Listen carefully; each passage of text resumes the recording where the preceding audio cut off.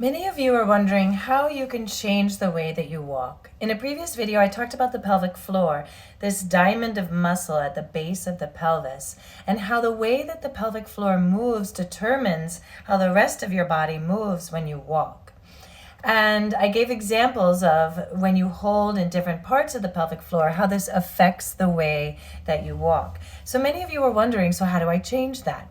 And I want to suggest an approach that I think is fantastic and a game changer. And this is to focus on the bones. Focus on structure and then let the muscles adapt to that structure. A lot of us feel disconnected from our bodies because we overcomplicate the body in this world. People feel like they need a degree in anatomy or kinesiology in order to understand their body enough in order to properly align.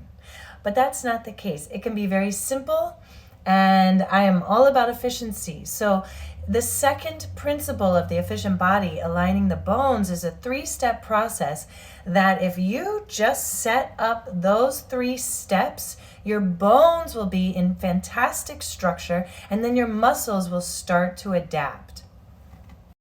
So a quick review of the 3-step alignment process. Step 1 is to align the pelvic plane, your 2 hip bones and your pubic bone in a plane that's parallel to the wall.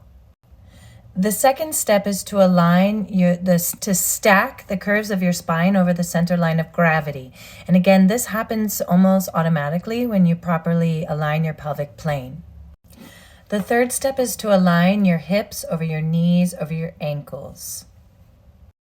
And as part of that, to align your feet. So the line from your second toe to your heel is parallel to your other foot. So now let's apply this to walking. You'll start by aligning your pelvic plane, your pubic bone, your 2 hip bones, and parallel to the wall. And as you walk, this is going to automatically cause your pelvic floor to move in new ways as you work to maintain this position of your pelvis.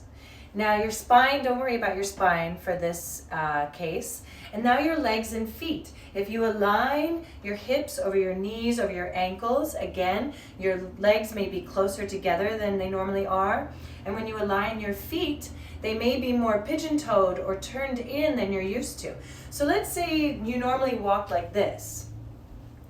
Well, by turning, here you are walking along, by turning your legs in, this is automatically going to start to work different parts of your pelvic floor that were not as engaged before.